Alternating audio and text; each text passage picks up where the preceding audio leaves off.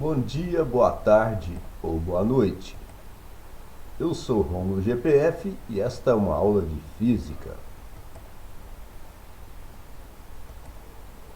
Falaremos hoje sobre termologia, mais especificamente sobre transmissão de calor.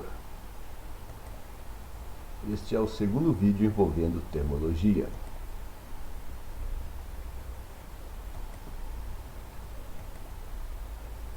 Eis uma questão de vestibular. As caldeiras são utilizadas para alimentar máquinas nos mais diversos processos industriais, para esterilização de equipamentos e instrumentos em hospitais, hotéis, lavanderias, entre outros usos. A temperatura elevada da água da caldeira mantém compostos solubilizados na água de alimentação que tendem a se depositar na superfície de troca térmica da caldeira. Esses depósitos ou incrustações diminuem a eficiência do equipamento e, além de aumentar o consumo de combustível, podem ainda resultar em explosões. A tabela e a figura a seguir apresentam, respectivamente, informações sobre alguns tipos de incrustações em caldeiras e a relação entre a espessura da incrustação e o consumo de combustível para uma eficiência constante. Então temos aqui uma figura, ó. Aqui tem inicialmente uma tabela, né? Nessa tabela nós temos aqui alguns tipos de incrustações, né? Base de sílica, carbonato, base de carbonato e base de sulfato. E a condutividade térmica de cada uma dessas substâncias. Essa condutividade térmica aqui está em quilojoules por metro por hora e por grau Celsius, certo? Se você tem dúvidas sobre o significado disso aqui, é só lembrar-se que a condutividade térmica, pessoal, vai depender da variação da temperatura, da área da superfície do material, né, a área de contato da energia térmica que ela vai ter que atingir para atravessar de um lado para o outro de um determinado material, da espessura desse material, né, que ela vai ter que atravessar até atingir do outro lado. Então,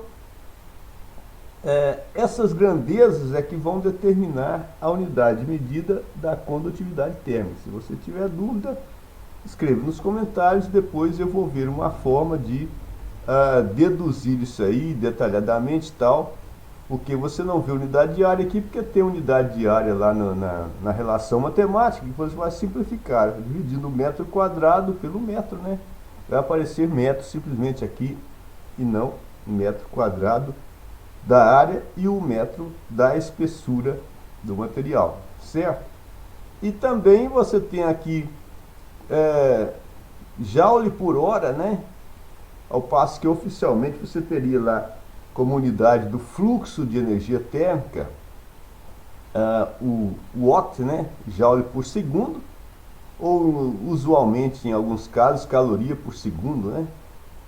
E a temperatura, a variação de temperatura, a diferença de temperatura de uma face para outra, né, de um lado para o outro do material a ser atravessado, oficialmente em kelvins, mas usualmente se usa o grau Celsius, né, para essa diferença de temperatura. Então essas unidades aqui são consequência das unidades envolvidas na relação matemática para o cálculo do fluxo de energia térmica ao atravessar um determinado material.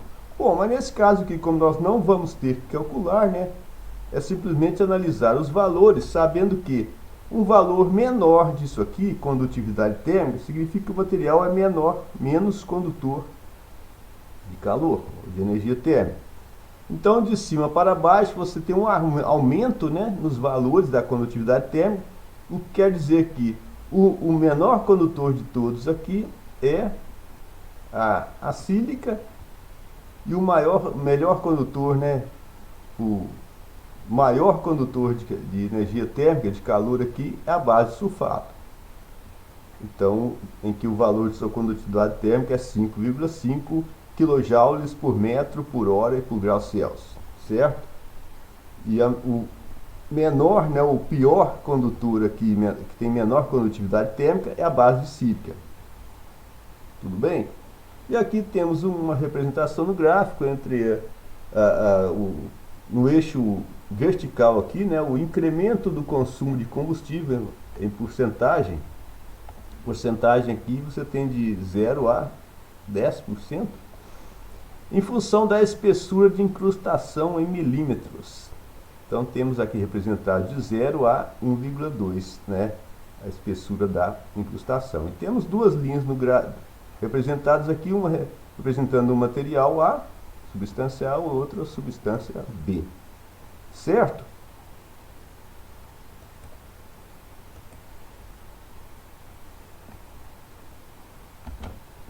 Considerando as informações apresentadas, é correto afirmar que as curvas A e B podem representar, respectivamente, informações sobre incrustações. Letra A de sulfato e de carbonato, letra B de sulfato e de sílica, letra C de sílica e de carbonato e letra D de carbonato e de sílica. Bom, vamos resolver então, né? Antes, pessoal, de entrar em detalhes sobre essa resolução, notamos a ausência de figuras na questão para nos mostrar a respeito de uma caldeira, né? Um exemplo, um modelo de caldeira. Porque aí o pessoal pode ficar meio pensativo, né? Como é que se daria de onde para onde iria passar essa energia térmica da qual se fala aí, onde ficariam depositadas essas incrustações, né? Então nós temos aqui, ó, uma caldeira, um dos tipos, né, de caldeira industrial. Isso é como se fosse uma grande panela de pressão, né? Como é que nós temos em nossa casa, só que essa nossa é muito mais simples que isso aqui, né? E aqui é como se fosse um grande tanque, né? No seu interior, olha só, você tem aqui na parte central, onde ocorre a combustão, né, do material, a queima do material para liberar gases, né, no caso aqui. Esse tipo de caldeira, ele usa como material combustível, pode usar gases ou líquidos, né? Você tem a caldeira movida a combustíveis sólidos, no caso lenha, por exemplo, né? As mais antigas, as primeiras que surgiram. Depois construiu-se caldeiras movidas a óleo combustível e também a gás. Então essa aqui pode ser combustível líquido ou gasoso, né? Então aqui, por exemplo, tem um gás que sofre combustão aqui dentro, a câmara de combustão aqui, ó, e os gases resultantes, né, ou vapores, como se queira dizer, isso depende do detalhamento aí, mas para nós aqui nós não vamos entrar em tantos detalhes assim. Então, os gases resultantes dessa combustão vão percorrer vários tubos que tem aqui, ó, né? E vão escapar aqui por cima, tem uma saída para eles aqui por cima, certo? Aqui nós temos a combustão, né, o gás sendo queimado aqui dentro. Isso parece uma chama de fogão diferenciado ou um maçarico, né? Aquele que é usado para solda, que utiliza oxigênio e acetileno, né? Muitas pessoas já devem ter visto. E então aqui a queima, veja só, né, nesse caso aqui também em corte, né, já em funcionamento. Então você tem aqui essa parte vazia aqui dentro aqui, ó, desse tanque, vai ficar preenchida por água, só vai ficar uma parte vaga em cima, né? E deve-se procurar manter o nível da água aqui, mais ou menos por aqui, ó, dá para ver cobrindo os tubos, né? E o vapor aqui em cima, ó. Então você tem altíssimas pressões, né, que se produzem aqui dentro, e altíssimas temperaturas também.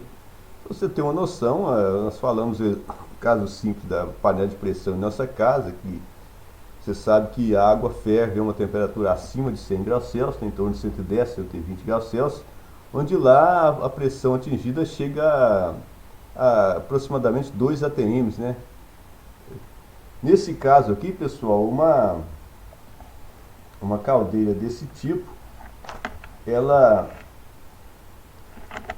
pode atingir uma temperatura bem alta, né, acima do que nós conhecemos comumente, chegando de 1.300 a 1.600 graus Celsius, e pressão de até 15 atm. Veja só, altíssimas pressões e temperaturas são possíveis aqui no interior dessa caldeira, né? E o que acontece, pessoal, é que tem uma representação, ó, da combustão aqui. Os gases, então, após a combustão, vão percorrer o interior desses tubos, né, até que escapam aqui por essa parte superior. E aqui em volta, então, vai estar preenchido com a água que será aquecida, né? E o que acontece é que a energia térmica dos gases, né, que percorrem esses tubos, né, ela vai atravessar o material dos tubos, que são metálicos, e vai atingir a água que vai estar em volta desses tubos aqui, ó, certo? Então, devido à alta pressão e temperatura aqui dentro, isso decompõe substâncias que estão presentes na água, e às vezes até a própria água, né, que vai ser decomposta, separando-se o oxigênio e o hidrogênio, né, formando gases decompondo a água, né, em oxigênio e hidrogênio aqui. E esse hidrogênio pode até reagir com carbono e formar metano e se depositar na superfície dos tubos. São vários casos que podem ocorrer aqui. Então essas incrustações, elas vão ocorrer, né? São substâncias formadas aqui devido a essas altas pressões e temperaturas, e vão depositar na superfície desses tubos aqui, ó, justamente dificultando a travessia da energia térmica. A energia térmica vem de dentro do tubo para fora para poder atingir a água, né? Então esse tubo aqui deveria, né, ser bom condutor de energia térmica, sempre para favorecer essa passagem, essa transferência da energia térmica de dentro do tubo para fora, de modo que atinja a água e ela seja aquecida, produzindo o vapor desejado, certo? Continuando a nossa resolução, então, vamos pegar aqui a figura da questão, né? Tem aqui a tabela e tem um gráfico. Observando essa tabela, então, nós temos aqui, ó, o menor condutor de todos é a base de sílica, depois vem a base de carbonato, depois a base de sulfato, né? E aí, aquele que conduz menos a energia térmica, né, o pior condutor de energia térmica, no caso, que dentre os citados dessa tabela é a base sílica, é aquele que mais exige uma quantidade de combustível extra para poder funcionar normalmente, porque tem que ser atingida uma determinada temperatura, tem que se ferver determinada quantidade de água, que precisa ser reposta constantemente, né, para produzir determinada quantidade de vapor. E à medida que vão se formando incrustações na parte de fora dos tubos, onde a água está em contato, vai dificultando a quantidade de energia térmica necessária para aquecer a água, vai diminuindo. Então, para isso, tem que se fornecer mais energia, né, através dos gases, mais combustão precisa acontecer, mais combustível vai ser gasto para atingir aquela quantidade necessária de energia que deverá ser transferida do interior dos tubos para fora, então, de modo a atingir a água e aquecê-la devidamente. Então, quanto menos condutor, né, o pior condutor de calor for o material depositado na superfície dos tubos, né, as incrustações, maior será o gasto de energia necessário lá na câmara de combustão, né, o material gasto, seja ele gás ou líquido, né, no caso dessa caldeira que nós estamos como exemplo, de modo a produzir o mesmo efeito final desejado. O problema disso, pessoal, é que vai causar um superaquecimento, né, porque se tem que queimar mais combustível, então mais tal, até atingir o objetivo desejado, a temperatura aumenta muito, isso aí produz determinadas deformações e aí enfraquece a estrutura do aço, componente da caldeira.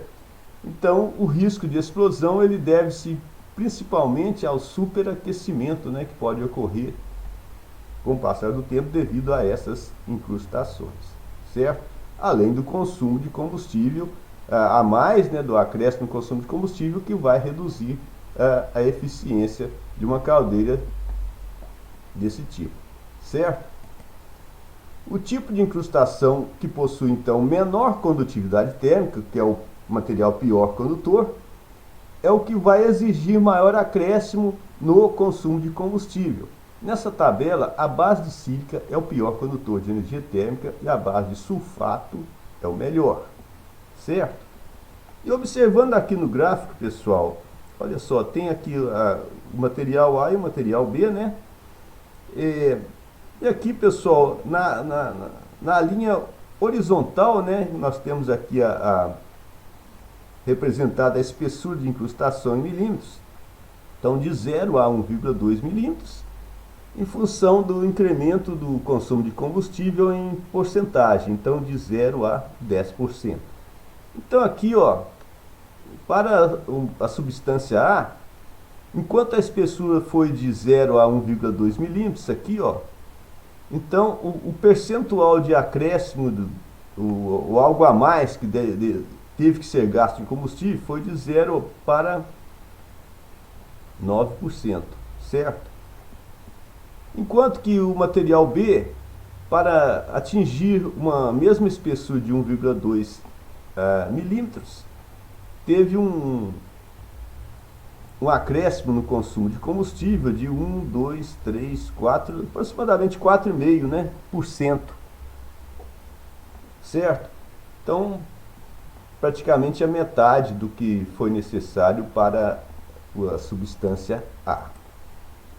Nesse gráfico, a substância A causou um aumento de 9% no consumo de combustível até atingir uma espessura de 1,2 milímetros, enquanto que a substância B causou um aumento de aproximadamente 4,5% no consumo de combustível até atingir também, né, os 1,2 milímetros de espessura, certo? Continuando, então, se a substância A para uma mesma espessura exigiu praticamente o dobro do acréscimo de combustível que B, então ela dificultou mais a passagem de energia térmica, sendo, portanto, pior condutora que B, tendo aproximadamente a metade de sua condutividade, né? Já que exigiu um acréscimo de praticamente o dobro do combustível ser gasto, então, em termos de condutividade, ela foi aproximadamente a metade de B, né? Sendo assim, concluímos que a condutividade térmica de B deve ser aproximadamente o dobro da condutividade térmica de A. Questão de lógica, né? Resultado final. Aqui a tabela, né, com os tipos de incrustações, base de sílica, base de carbonato e base de sulfato. E de acordo com o que nós vimos então, que o material A é aquele que tem menor condutividade, né, pelo jeito, aproximadamente a metade da condutividade do material B, e pela tabela aqui, né, base de sílica 1,3 de condutividade térmica, base de carbonato 2,1, então 2,1 é um pouco menor que o dobro, né, o dobro seria 2,6, dobro de 1,3 aqui da base de sílica, e, né, esses dois valores aqui estariam, então, pelo jeito, se referindo né, poderia ser a substância A, e aqui a base de carbonato poderia ser, então, a substância B. A base de sulfato já tem uma diferença maior, né, em termos de condutividade, mais significativa, né, mais do que o triplo da quantidade, da condutividade térmica da base de sílica, né, a base de sulfato. Então já fugiria um pouco do raciocínio que nós percebemos aí na observação do gráfico, né, daquela figura anterior. Observando a tabela, verificamos que provavelmente a incrustação A seria base sílica e a incrustação B seria base de carbonato, isso de acordo com a análise do gráfico e verificando os valores da condutividade térmica de cada uma dessas substâncias nesta tabela. Temos aqui então as alternativas da questão. Considerando as informações apresentadas, é correto afirmar que as curvas A e B podem representar respectivamente informações sobre incrustações. Veja só, nós observando e analisando tal, chegamos à conclusão que A poderia ser base de sílica e B base de carbonato. Isso porque A só poderia ter condutividade térmica menor do que B, né? E praticamente a metade, para se comportar daquela forma como está representado no gráfico. Então a alternativa correta nesse caso aqui seria a letra C, certo? Portanto, a alternativa correta é a C. As outras, veja só, seria difícil porque as possibilidades, se você fosse comparar a condutividade menor em relação a maior, então o A seria o primeiro aqui então da tabela, né? E o B poderia ser o segundo ou terceiro, mas o terceiro, como nós vimos, a condutividade térmica é mais do que o triplo, né? Então foge um pouco do raciocínio envolvido lá na observação do gráfico. Mas aí você teria como opções né, sílica e carbonato, sílica e sulfato, né? Nunca você teria sulfato em primeiro lugar, então essas duas aqui, A e B, já estão descartadas.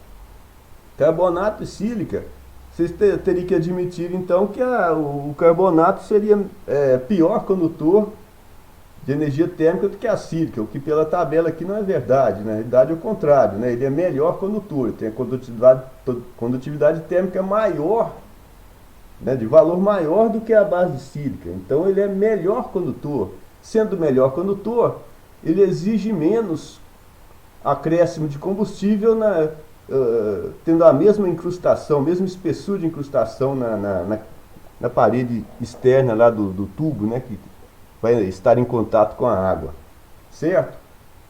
Então a única alternativa correta aqui seria a letra C, dentro do raciocínio que nós observamos após as análises do gráfico e da tabela, de acordo com os valores apresentados. Beleza?